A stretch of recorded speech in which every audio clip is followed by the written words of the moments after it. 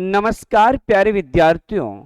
हम अब तक जो है नगरपालिका अधिनियम 2009 की 30 धाराएं पढ़ चुके हैं। आज हमको जो पढ़ना है वो धारा 31 से पढ़ना है। तो देखिए, धारा नंबर 31 से हम शुरुआत करते हैं। धारा नंबर 31 में क्या है? तो सबसे पहले है निर्वाचन याचिका लगती है धारा 31 के तहत। निर्वाचन याचिका आप कहाँ लगाओगे? तो डिस्ट्रिक्ट कोर्ट में आप लगाओगे, डिस्ट्रिक्ट न्यायाधीश के पास लगाओगे। उसके बारे में दे रखा है धारा 31। तो धारा 31 अगर याद करना चाहो तो 31 डीसी याद करो, डिस्ट्रिक्ट कोर्ट में याचिका लगाने वाली बात। अब देखिए क्या इंपॉर्टेंट है, क्या प्रावधान है इसमें। किसी भी नगरपालिका चुनाव को चुनौती केवल निर्वाचन याचिका के माध्यम से दी जा सकती है, अन्य किसी माध्यम से नहीं। निर्वाचन याचिका आप कहां प्रस्तुत कर सकते हो? तो जिला न्यायाधीश के पास, डिस्ट्रिक्ट जस्टिस के पास में, अर्थात जो जिला न्यायालय है, डिस्ट्रिक्ट कोर्ट है, उसी में आप याचिका लगा सकते हो।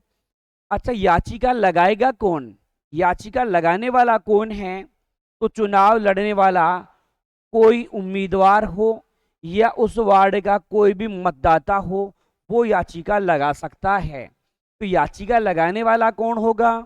तो आप कह सकते हो उम्मीदवार भी हो सकता है या उस वार्ड का कोई मतदाता भी हो सकता है। इसकी समय सीमा क्या है?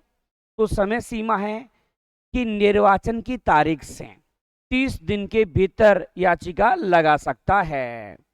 देखिए यहां क्या हुआ कि निर्वाचन याचिका द्वारा चुनौती दी जा सकती है चुनावों को। कहां लगाओगे? जिला न्यायाधीश के पास। कौन लगाएगा? उम्मीदवार या मतदाता। कितने समय में लगाओगे? तो निर्वाचन की तारीख से 30 दिन के अंदर लगाओगे। अब ईओआरओ 2023 और 2025 में से संबंध में क्या पूछा गया है? चुनाव याचिका प्रस्तुत करने के लिए सक्षम पदाधिकारी मतलब जिला न्यायाधीश और निर्धारित समय 30 दिन पर संबंधित जो है वो क्वेश्चन आया था। ठीक है, तो इसमें कहां लगाओगे? जिला न्यायाधीश। कितने दिन? 30 दिन। ऐसा प्रश्न आ चुका है। चलिए अब हम पढ़ने वाले हैं धारा नंबर 32 के बारे में। देखिए धारा नंबर 32 में क्या है?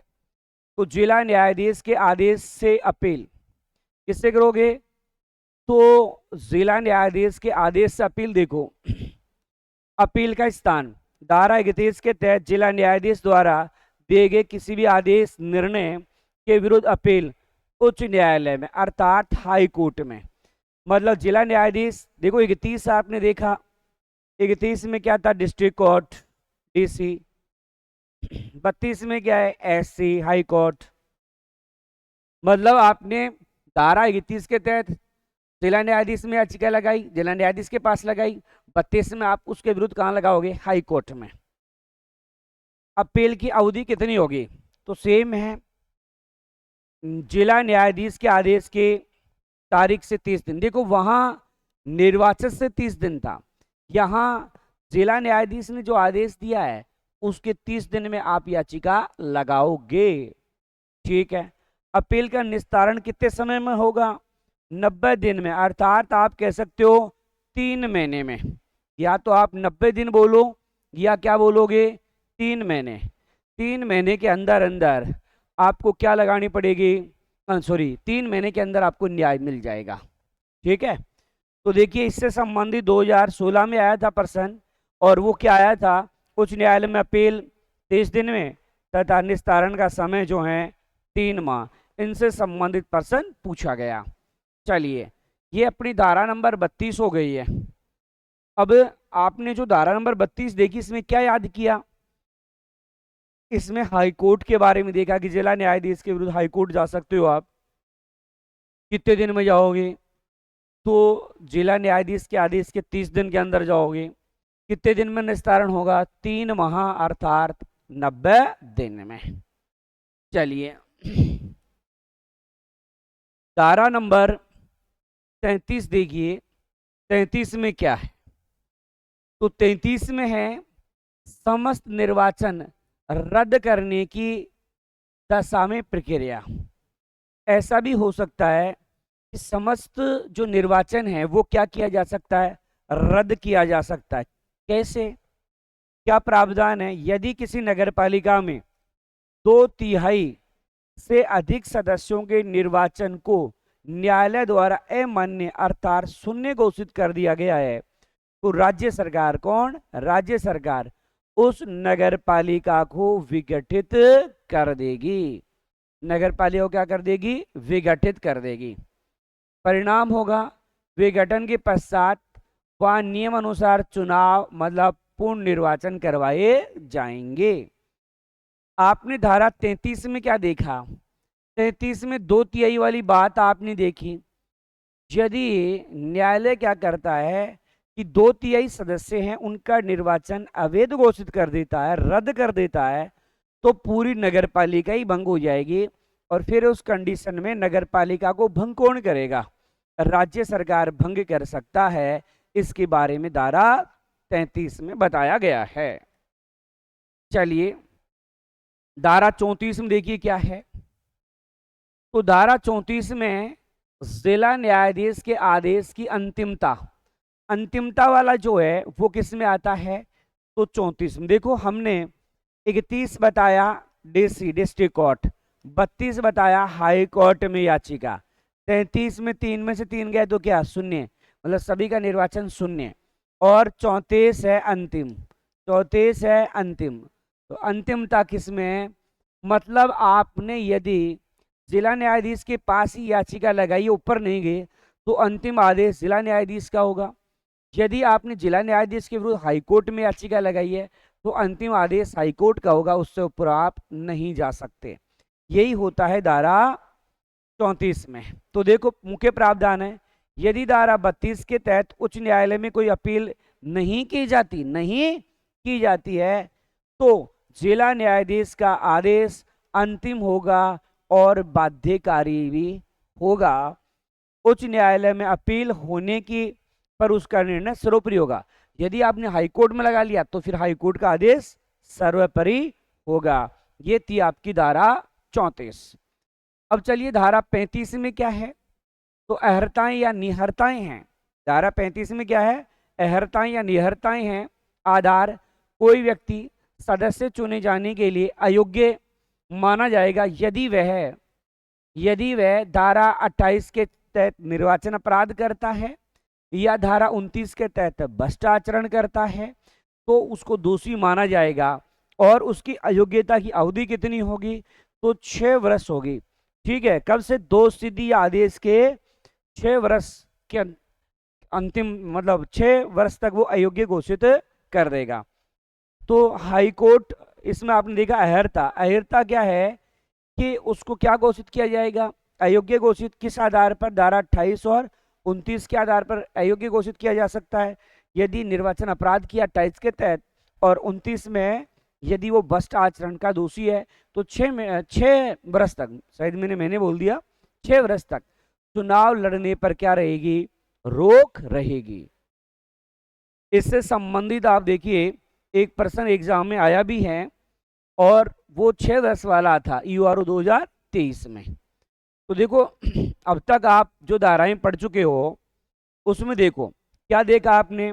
आपने 31 में डिस्ट्रिक्ट कोर्ट देखा, उसमें निर्वाचन याचिका, 32 में आप हाई कोर्ट में याचिका, 33 3 में से गया 0, मतलब सभी का निर्वाचन शून्य घोषित। 34 हो गया अंतिमता, मतलब अंतिम आदेश होगा। यदि जिला न्यायालय में गए हो तो जिला न्यायालय का, अगर हाई कोर्ट में गए तो फिर हाई कोर्ट का। 35 में निहर्ताएं होगी। निहर्ताएं का मतलब है अयोग्यताएं। आपको याद है मैंने पढ़ाया धारा 14, धारा 24 और धारा 35, तीनों में एक शब्द आता है अयोग्यताएं। ठीक है, अब पढ़ने वाले हैं धारा 36। 36 में देखो क्या है? निहर्ताओं का हटाया जाना या उसकी अवधि कम किया जाना। मानो किसी को निहर्त घोषित किया अयोग्य, तो निर्वाचन आयोग क्या कर सकता है? उसकी कालावधि कम कर सकता है या माफ कर सकता है। मानो किसी को 6 साल की सजा दी है तो 2 साल कर दे, या मानो 2 साल की किसी को सजा है तो उसको हटा दे। तो ये काम कौन कर सकता है? तो वो करेगा निर्वाचन आयोग। देखो, सक्षम पदाधिकारी धारा 35 के तहत निर्धारित 6 वर्ष की अयोग्यता की अवधि को कम करने या पूर्णतः हटाने का एकमात्र अधिकारी निर्वाचन आयोग होगा। ठीक है, एकमात्र निर्वाचन। देखो, हमने यहाँ बोल्ड करके इसलिए लिखा है, ये पूछा जा सकता है, ये पूछा जा सकता है। चलिए, शर्त क्या है? राज्य निर्वाचन आयोग ऐसे करने के कारणों को लिखित रूप में रिकॉर्ड करेगा, दर्ज करेगा, लिखित कारण बताएगा कि इसको हमने क्यों माफ किया है। तो ये धारा 36 भी हो गई। तो 36 में कमी याद करना, अहर्ता में कमी कर देंगे जी। 37 में शपथ, 37 में शपथ। देखो, हमने 31 बताया डिस्ट्रिक्ट हाई कोर्ट में याचिका, 32 डिस्ट्रिक्ट कोर्ट में 31, 32 हाई कोर्ट में याचिका, 33 3 में 3 गया तो 0, मतलब सभी का निर्वाचन अयोग्य। 34 में आदेश की अंतिमता थी, 35 में अयोग्यता वाली बात थी, 36 में अयोग्यता में जो है किसी को सजा है उसमें क्या कर सकते हैं, कमी। 37 शपथ, 37 शपथ। तो ये 37 में शपथ हो गई आपकी। चलिए, तो शपथ देखो यहाँ अनिवार्यता, प्रत्येक निर्वाचन या मनोनीत, हो निर्वाचित भी हो सकता है, मनोनीत भी हो सकता है, अपना कार्यभार संभालने से पूर्व क्या लेनी होगी उसको, शपथ। कब? कार्य संभालने से, कार्यभार संभालने से पहले। समय सीमा कितने में? नगर पालिका के प्रथम बैठक की नियत तारीख से 1 माह अर्थात 30 दिन के भीतर उसको क्या लेनी पड़ेगी, शपथ लेनी पड़ेगी।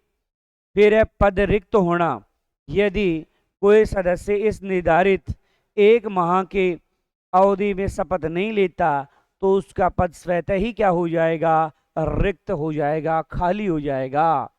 ठीक है। अच्छा, अपवाद क्या है? मान लो कोई जेल में है और राजनीतिक कैदी के रूप में, तो ये अवधि 1 महीने वाली उस पर लागू नहीं होती है। ऐसा प्रश्न 2016 और 2023 की ईओआरओ में पूछा गया, ये 1 महीने वाला क्वेश्चन। तो 37 में शपथ है, आपको शपथ लेनी पड़ेगी और शपथ का जो उल्लेख है वो 37 में है। आपने देखा कि जो नगर पालिका की प्रथम बैठक होगी उस बैठक से क्या होगा, 1 महीने के अंदर शपथ लेनी होगी। अगर नहीं लेता है तो उसका पद रिक्त हो जाएगा, खाली हो जाएगा। ये नियम अगर कैदी है तो उस पर लागू नहीं होता। ठीक है, 37 में शपथ हो गई। तो 38 में हम ले लेंगे त्याग पत्र। इसकी बात करेंगे, त्याग पत्र की बात होगी 38 में। तो 38 में त्याग पत्र है, किसे सौंपेगा त्याग पत्र? कोई भी सदस्य अपना त्याग पत्र नगर पालिका अध्यक्ष को लिखित नोटिस के रूप में सौंपेगा। प्रभावी कब से होगा? त्याग पत्र का नोटिस दिए जाने की तारीख के 15 दिन की समाप्ति पर या अध्यक्ष द्वारा त्याग पत्र स्वीकार। मान लो वो 10 दिन में स्वीकार कर ले तो 10 दिन स्वीकार होगा। अगर वो हाईएस्ट तो 15 दिन है, मानो 2 दिन में स्वीकार कर लेता है तो फिर वो तारीख 2 दिन होगी, या तो 15 या अध्यक्ष किस तारीख को स्वीकार करता है उस तारीख। ऐसा प्रश्न जो है किससे संबंधित है? ईओआरओ 2025 में ये 15 दिन वाला क्वेश्चन संबंधित आया हुआ है, तो आपको ये ध्यान में रखना है। तो अभी आपने देखा त्याग पत्र का उल्लेख किसमें है, तो धारा 38 में त्याग पत्र का उल्लेख है। त्याग पत्र किसको देंगे? नगर पालिका अध्यक्ष को देंगे। स्वीकार कितने दिन में करेगा? 15 दिन में, या वो जिस तारीख को स्वीकार करता है वो तारीख। अब आ जाओ धारा 39, सदस्य को हटाया जाना। मान लो कोई त्याग पत्र नहीं दे रहा तो उसको हटा भी तो सकते हैं, तो हटाने का उल्लेख 39 में। देखो, हटाने की शक्ति किसके पास है? पहला क्वेश्चन तो यहीं से बनता है, इसलिए हमने बोल्ड करके आपके लिए लिख दिया है।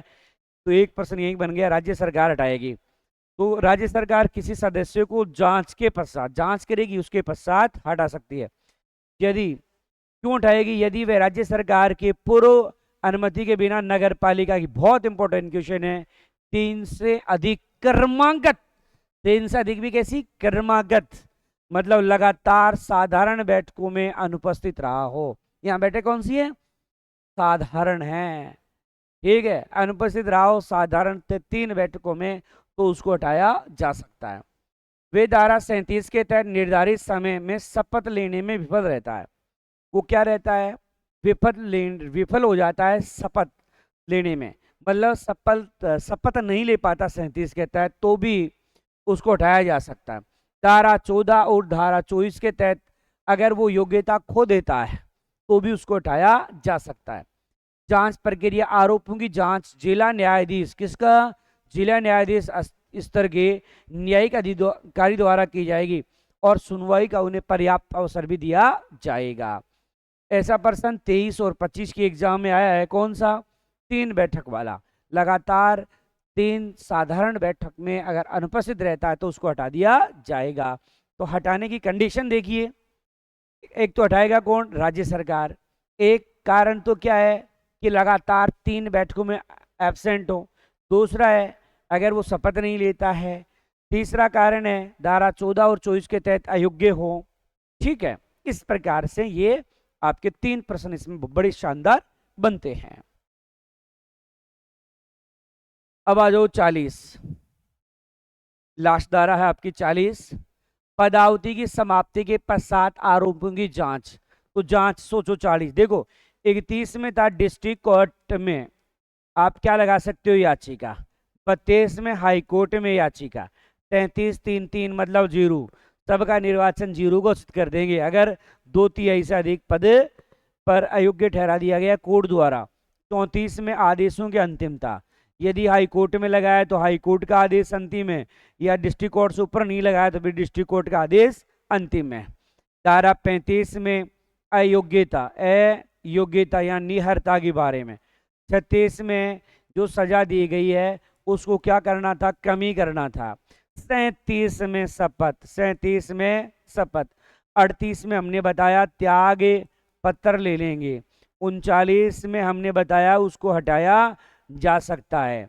39 में हमने बताया कि जांच करेंगे उसकी। ऐसे सोच लो, जब आदमी 40 साल का होता है तो अपनी जांच करवा लेनी चाहिए बीपी, शुगर, कोलेस्ट्रॉल की। ठीक है, तो ये 40 है। देखो 40 में क्या है? तो पदावधि के समाप्ति के पश्चात जांच है। मुख्य प्रावधान देखो, किसी सदस्य के विरुद्ध अपने कार्यकाल के दौरान किए गए दुराचरण या पद के दुरुपयोग की जांच उसकी पदावधि अर्थात कार्यकाल समाप्त होने या इस्तीफा देने के बाद भी लंबित है तो राज्य सरकार जांच जारी रखेगा। मतलब राज्य सरकार क्या कर सकता है? मानो कोई व्यक्ति है, पद पर था, उसने दुरुपयोग किया तो अगर वो हट गया है उसके बाद जांच चल रही है तो जांच क्या रहेगी? जारी रहेगी। तो आज जो अपन ने पढ़ा वो धारा 31 से लेकर के 40 तक पढ़ा। उम्मीद करता हूं आज की आपको ये धाराएं समझ में आई होगी। अगर ये चीज़ें आपको समझ में आ रही है, अच्छा लग रहा है, तो वीडियो को लाइक करें, शेयर करें। यदि हमारे चैनल को अब तक सब्सक्राइब नहीं किया तो अवश्य करें। धन्यवाद।